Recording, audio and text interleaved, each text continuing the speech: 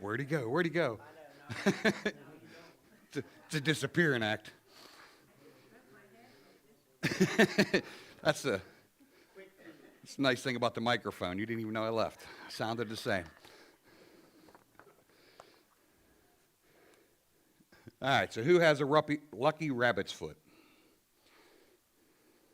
Nobody? Not anymore. I did when I was a kid. It wasn't very lucky for the rabbit, but. All right, so who knows the memory verse? Yeah. Right under the bus, Ma. Yeah, good. When the righteous cry for help, the Lord hears and delivers them out of all their troubles. The Lord is near to the brokenhearted and saves the crushed in spirit. Psalm 34:17-8. Every time.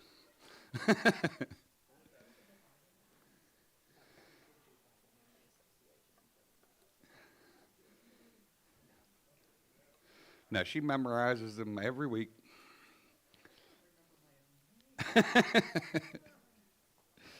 She's where JD gets his memory from. Because JD's got one just like her. We did, like I told her, we did Bible Memory Association growing up, so we did learn a lot of them. And was that when you were a teenager? Yeah. I think that's key. If you read through the Old Testament, Daniel and Samuel and every mighty person learned it when they were young, and it sticks with them. Yeah. Yeah, it's a lot of history, a lot of future. All right, so last week we did Ruth. Judy, you upset Pastor because you weren't here to ask him all the questions last week. Yeah, Ruth is a good book. She's an example for every woman. You hear that, Lorraine?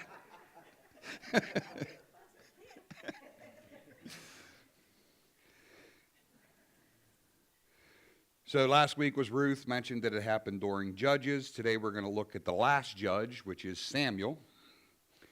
We skipped over several of the accounts in the book of Judges, so if you're not familiar with it, you should read it. It covers the big picture of 300 years. Now, I am supposed to tell you guys to read the first 3 chapters of Samuel, and then we'll talk about it, but I'll read it. First 3 chapters. Interesting side note, if you do that every day, read 3 chapters. Chapters. Yeah, if you read 3 chapters a day, you will read the Bible in 1 year. That's all it takes, 3 chapters. 1 Samuel. Yep, today is about Samuel. Good, we're on the same page. I did too. All right, starting in verse 1. There was a certain man of the Ramathim Zophim of the hill country of Ephraim, whose name was Elkanah, the son of Joraham, son of Elu, son of Tohu, son of Zuph, an Aphratite. He had 2 wives. The name of the one was Hannah. The name of the other was Peninnah. And Peninnah had children, and Hannah had no children. Now this man used to go up year by year from his city to worship and to sacrifice to the Lord of hosts at Shiloh, where the 2 sons of Eli, Hophni and Phinehas, were priests of the Lord. On the day when Elkanah sacrificed, he would give portions to Peninnah, his wife, and to all her sons and daughters. But to Hannah he would give a double portion, because he loved her, though the Lord had closed her womb. And her rival used to provoke her grievously to irritate her, because the Lord had closed her womb. So it went on year by year. As often as she went up to the house of the Lord, she used to provoke her. Therefore Hannah wept and would not eat. And Elkanah, her husband, said to her, Hannah, why do you weep? And why do you not eat? And why is your heart sad? Am I not more to you than 10 sons? After they had eaten and drank in Shiloh, Hannah arose. Now Eli, the priest, was sitting on a seat beside the doorpost of the temple of the Lord. She was deeply distressed and prayed to the Lord and wept bitterly. And she vowed a vow and said, O Lord of hosts, if you will indeed look upon the affliction of your servant and remember me and not forget your servant, but will give to your servant a son, then I will give him to the Lord all the days of his life, and no razor shall touch his head. And she continued praying before the Lord. Eli observed her mouth. Hannah was speaking in her heart, only her lips moved, and her voice was not heard. Therefore Eli took her to be a drunkard woman. And Eli said to her, How long will you go on being drunk? Put your wine away from you. But Hannah answered him, No, my lord, I am a woman troubled in spirit. I have drunk neither wine nor strong drink, but I have been pouring out my soul before the Lord.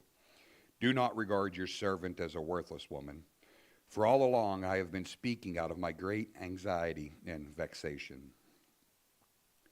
Then Eli answered, Go in peace, and the God of Israel grant your petition that you made to him. And she said, Let your servant find favor in your eyes.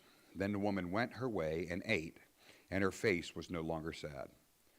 They rose early in the morning and worshipped before the Lord. Then they went back to the house at Ramah. And Elkanah knew Hannah his wife, and the Lord remembered her. And in due time Hannah conceived and bore a son, and she called his name Samuel, for she said, I have asked for him from the Lord. Then Elkanah and all his house went up to offer the Lord the yearly sacrifice and to pay his vow. But Hannah did not go up, for she said to her husband, As soon as the child is weaned, I will bring him, so that he may appear in the presence of the Lord and dwell there forever. Elkanah, her husband, said to her, Do what seems best for you. Wait until you have weaned him. Only may the Lord establish his word. So the woman remained and nursed her son until she weaned him. And when she had weaned him, she took him up with her, along with the 3-year-old bull, an ephah of flour and a skin of wine. And she brought him to the house of the Lord at Shiloh. And the child was young. Then they slaughtered the bull, and they brought the child to Eli. And she said, O my Lord, as you live, my Lord, I am the woman who was standing here in your presence, praying to the Lord. For this child I prayed, and the Lord has granted me my petition that I made to him. Therefore I have lent him to the Lord. As long as he lives, he is lent to the Lord. And he worshiped the Lord there. And Hannah prayed and said, My heart exults in the Lord. My horn is exalted in the Lord. My mouth derides my enemies, because I rejoice in my salvation. There is none holy like the Lord, for there is none beside you. There is no rock like our God. Talk no more so very proudly. Let not arrogance come from your mouth. For the Lord is God of knowledge, and by him actions are weighed. The bows of the mighty are broken, but the feeble bind on strength. Those who are full have hired themselves out for bread, but those who are hungry have ceased to hunger. The barren has borne 7, but she who has many children is forlorn. The Lord kills and brings to life. He brings down to Sheol and raises up. The Lord makes poor and makes rich. He brings low and he exalts. He raises up the poor from the dust. He lifts the needy from the ash heap to make them sit with princes and inherit the seat of honor. For the pillars of the earth are the Lord's, and on them he has set the world. He will guard the feet of his faithful ones, but the wicked shall be cut off in darkness. For not by might shall men prevail. The adversaries of the Lord shall be broken to pieces. Against them he will thunder in heaven. The Lord will judge the ends of the earth. He will give strength to the king and exalt the horn of the anointed. Then Elkanah went home to Ramah, and the boy was ministering to the Lord in the presence of Eli the priest. Now the sons of Eli were worthless men. They did not know the Lord. The custom of the priest with the people was that when any man offered sacrifice, the priest's servant would come while the meat is boiling with a 3-pronged fork in his hand. And he would thrust it into the pan or the kettle or cauldron or pot. All that the fork brought up, the priest would take for themselves. This is what they did at Shiloh to all the Israelites who came there. Moreover, before the fat was burned, the priest's servant would come and say to the men who were sacrificing, "Give meat for the priest to roast, for he will not accept boiled meat from you, but only raw." And if the man said to him, "Let them burn the fat first, and then take as much as you wish," he would say, "No, you must give it now, and if not, I will take it by force." Thus the sin of the young men was very great in the sight of the Lord, for the men treated the offering of the Lord with contempt. Samuel was ministering before the Lord, a boy clothed with a linen ephod, and his mother used to make for him a little robe to take to him each year, when she went up with her husband to offer the yearly sacrifice. Then Eli would bless Elkanah and his wife and say, "May the Lord give you children by this woman, for the petition she asked of the Lord." So then they would return to their home. Indeed, the Lord visited Hannah, and she conceived and bore 3 sons and 2 daughters. And the boy Samuel grew in the presence of the Lord. Now Eli was very old, and he kept hearing all that his son was doing to all of Israel, and how they lay with women who were serving at the entrance of the tent of meeting. And he said to them, "Why do you do such things? For I hear your evil dealings from all the people. No, my sons, it is not good report that I hear the people of the Lord spreading abroad. If someone sins against a man, God will mediate for him. But if somebody sins against the Lord, who can intercede for him?" But they would not listen to the voice of their father, for it was the will of the Lord to put them to death. Now the boy Samuel continued to grow, both in stature and in favor of the Lord, and also with men. And there came a man of God to Eli and said to him thus, "Thus says the Lord, did I indeed reveal myself to the house of your father when they were in Egypt, subject to the house of Pharaoh? Did I choose him out of all the tribes of Israel to be my priest, to go up to my altar, to burn incense, to wear an ephod before me? I gave to the house of your fathers all my offerings by my fire from the people of Israel. Why then do you scorn my sacrifices and my offerings that I command from my dwelling, and honor your sons above me by fattening themselves on the choicest piece of every offering of the people of Israel?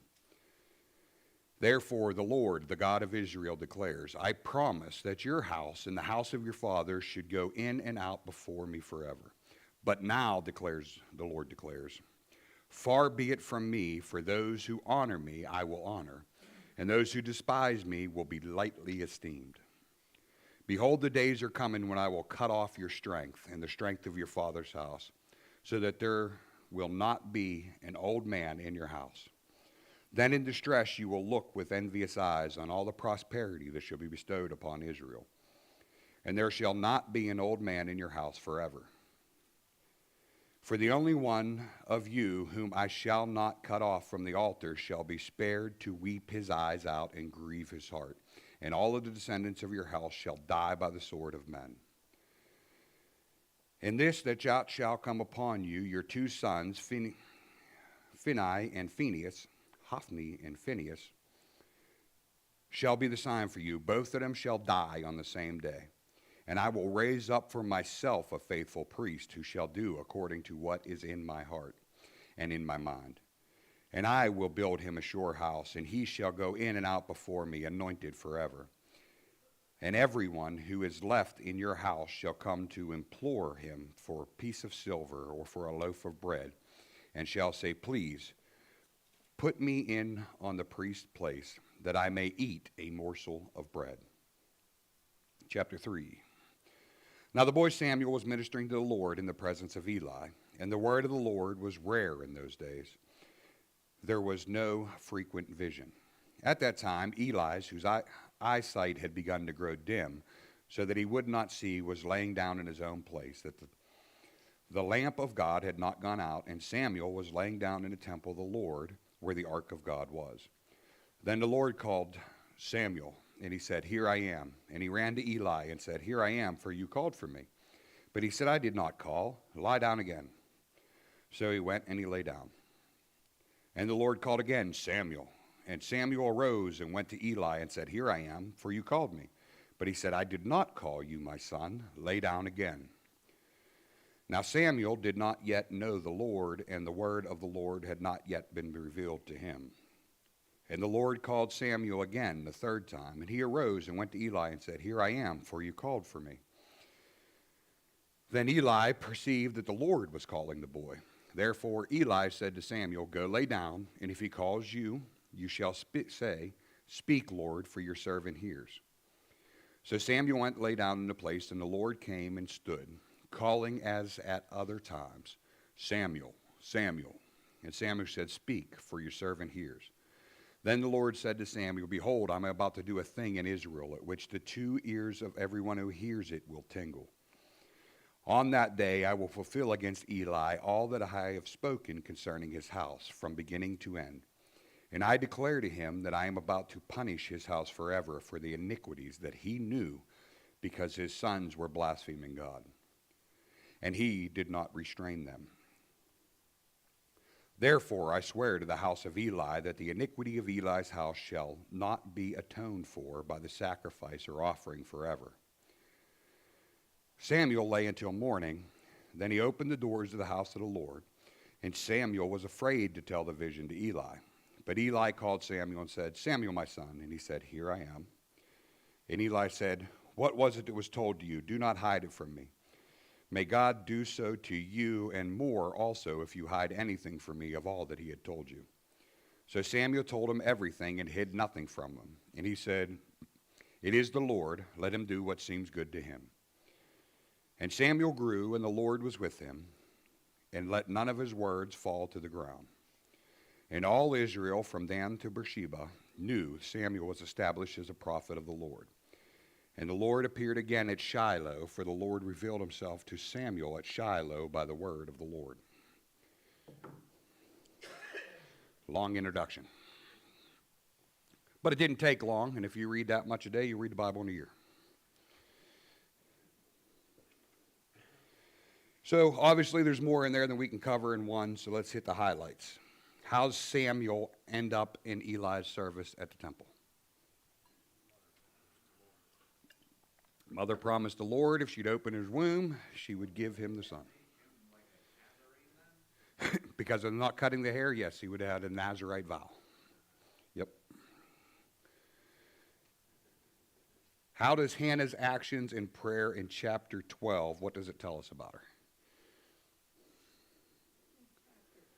2. Did I say 12? 2. What's it tell you about her? She knew God, huh? She goes through his attributes. She had faith in him. Side note, what does that prayer remind you of? Anything in the New Testament?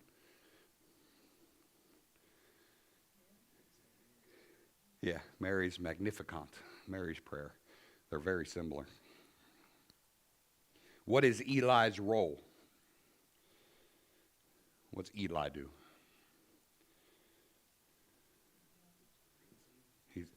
He's the high priest, yep. What do we learn about his sons? Bad eggs. Yeah, his 2 sons. I thought he had 3 sons. No, he had 2. He has a grandson, I think it's the end of chapter 4 or 5 that's born. I can't remember his name. Ichabod or something like that. Ichabod. So how would you rate Eli as a father? Let me spell that out for a little bit. When Eli knew what his sons were doing, what should he have done with his sons? What does the law demand?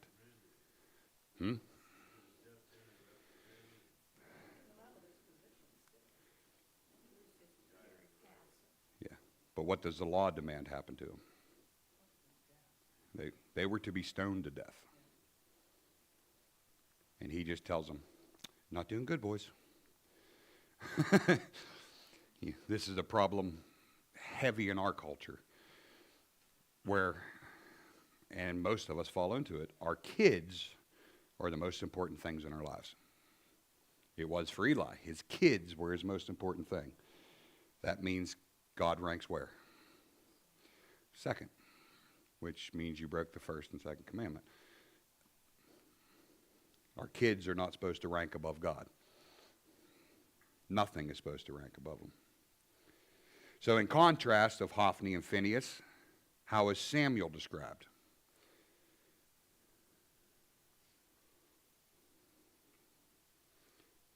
Over and over again, it said he served faithfully, grew close to the Lord. Interesting, if you take 1 Samuel 2:26 and Luke 2:52, where Luke 2:52 is talking about Jesus when he was young, they're almost the same.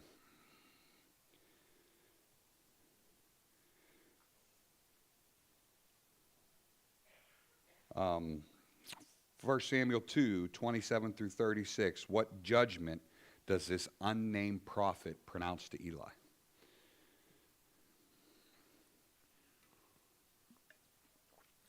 Both of your sons will die on the same day.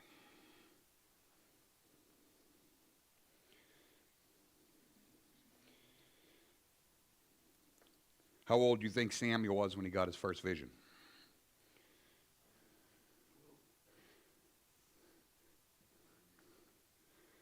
He's just a boy. 12, Scott said. That's probably close. He's probably in his low teens. But doesn't tell us specifically, but he was just weaned when he went to the temple. So like we were talking about today, well, tabernacle, I guess you should say, there is no temple yet, but you learn this stuff from the youth. Samuel was great in faith and stuff because he learned it from his youth. Daniel was great in faith because he learned it from his youth. Shadrach, Meshach, Abednego, so on and so forth. That's why we press always to teach your kids, teach the next generation. If they learn it when they're young, they have a better shot.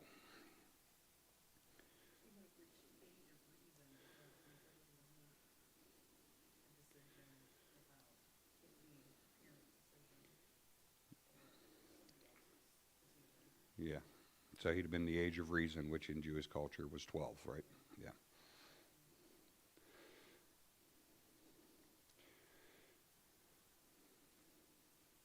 Once Samuel realized that God was speaking to him and not Eli, how does Samuel respond? He listens. He listens to what God has said. See, at this point in time, God wasn't talking a whole lot. Much like most of history. We read this account after account after account of God talking to his people and speaking to his people and giving visions. You got to realize the vast times in between each of those that we usually overlook. It's not normal for God to just appear and start talking. It's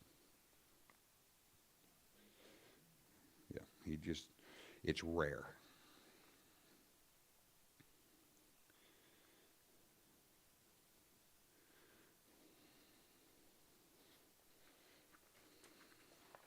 So we're going to skip some stuff because that took a while to read.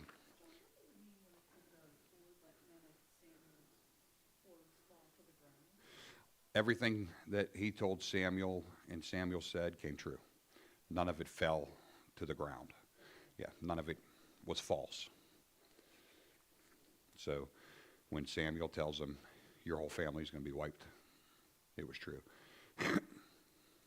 And it happens, I think, in chapter 4. Let's look at your Lucky Charms activity. It's not cereal, but goes back to the rabbit's foot from the beginning. Anybody want to name a couple superstitious practices that we still have besides rabbit's foot? Lucky horseshoe. If you hang it this way, it's lucky, right? This way's unlucky. I don't know. I guess so. Has to be cup up to be lucky? Yeah. 4-leaf clover. Knock on wood. Interestingly, that comes from worshiping a pagan god. It does. Knocking on wood, I can't remember the culture it came from, but they worshipped a wood god. So when they needed favor, they would go over and knock on the trees to something like that. But they would just knock and get favor from the tree gnome god or whatever it was. But that's where it comes from, and we still use it. Throwing salt over your shoulder. Yep. When we were, Stepping on crack.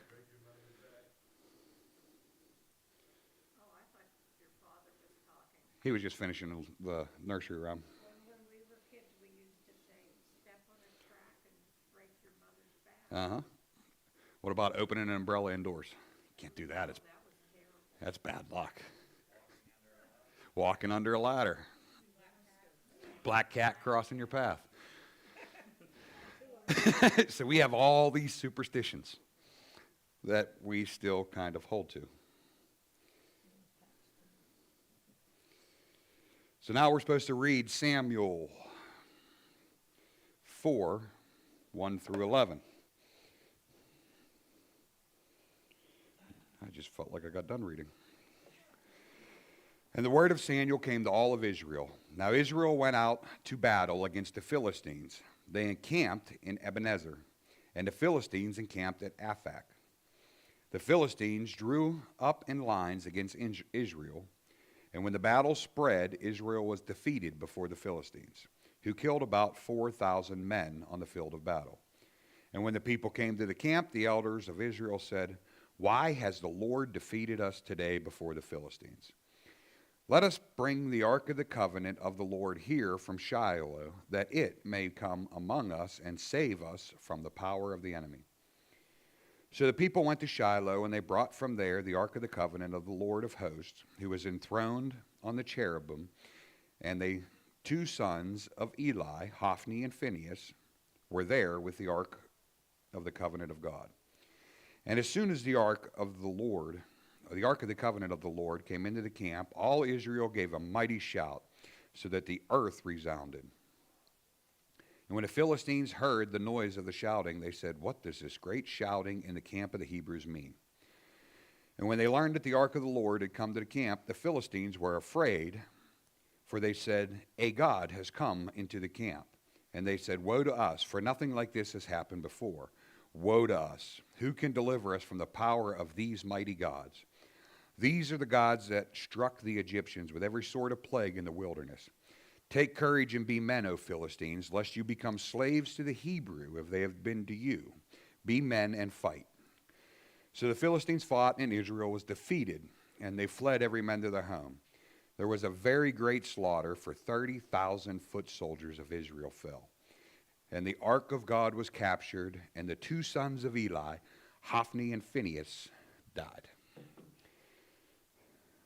So what's the purpose of bringing the ark into battle?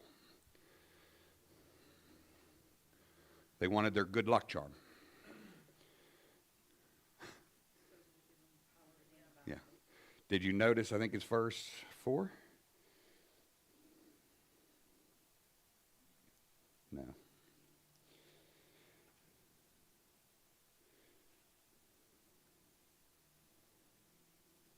Verse 3. Verse 3. Listen how they word it. Let us bring the ark of the covenant of the Lord here from Shiloh, that, what? That it may save us. Yeah, it is just a fancy piece of furniture. It has no power. When the ark was captured, how come the people taking the ark didn't die? Because God let it be captured, because Israel turned it into their good luck charm. Instead of saying, "Why has the Lord given us into the hands of the Philistine? Let's get right with the Lord," they said, "Let's take the fancy furniture. That'll help us." So God gave it over to them. I thought But they die. it was a holy, it's holy, right? It's only holy because God's there. That's the only reason it's holy. I was thinking Yeah. about when they were carrying it out and they went, Yeah, later here in Samuel, it goes to fall off and eat. Yep. But it's only holy because God is there. And God wasn't there because they took it. Something of an insult to steal their most holy relic. Yep. They, even non-Christian, non-believers would have thought maybe there was power in that thing because they were pagans. Yeah. So they probably thought they were taking away their power too. Yeah. Oh, yeah, yeah. It doesn't go well for them. But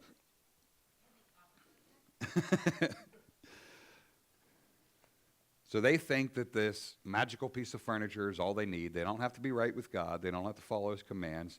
Just take your lucky rabbit's foot, go to battle, you'll be okay.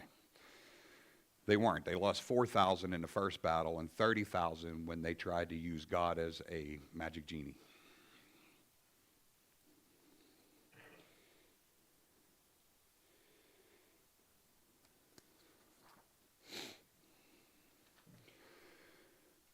All right. So, we're almost out of time, so I'll speed up.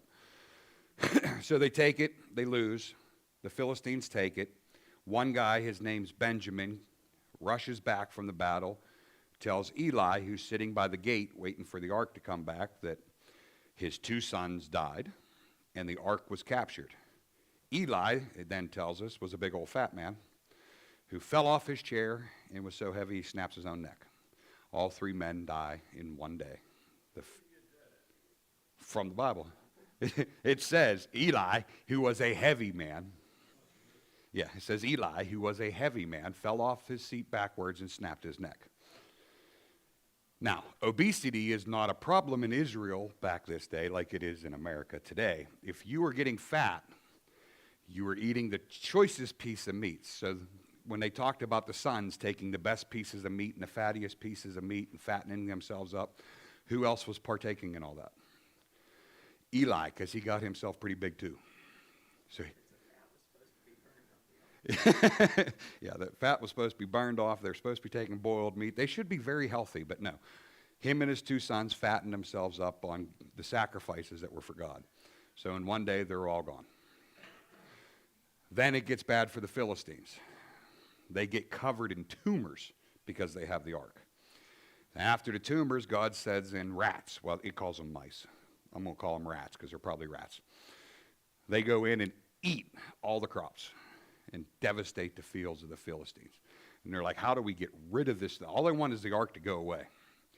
So they decide they're going to send it back. So they build a brand new cart and 2 dairy cows that have never been yoked. And they're going to put it up on there and they're going to send an offering back. 5 giant golden tumors and 5 golden mice. And send it back as an offering to try to please the God of Israel that has put all this stuff on them. 5 because they had 5 gods they worship. So it was one token of gold for each god they worship, bowing down to the God of Israel as they send it back, just to get rid of it. Well, what, didn't they do something with 3 teeth? Do something with what? 3 teeth. I don't know. I don't know anything about the 3 teeth. Yeah. Teeth? It's not where I studied. As far I don't remember it. It's in my Bible, I think. I know I read it somewhere. 5 golden tumors and 5 golden mice. Yeah, 5 golden tumors and 5 golden mice or rats. And they send it back. Now, this is the beginning of the story of Eli. 1 Samuel covers like 95 years. Samuel will be the end of the judges. He will also be the beginning of the kings. And he will also be the one who calls David. God sends to call David. So Samuel has a big influence in this transition period. He is the last judge. Yeah, King Saul next, and then David. Yeah, Solomon's David's son, yeah. That's okay. Yep, we're going to see King Saul before too long. Any questions on the first part of Samuel anyhow? Scott, you want to close us in prayer?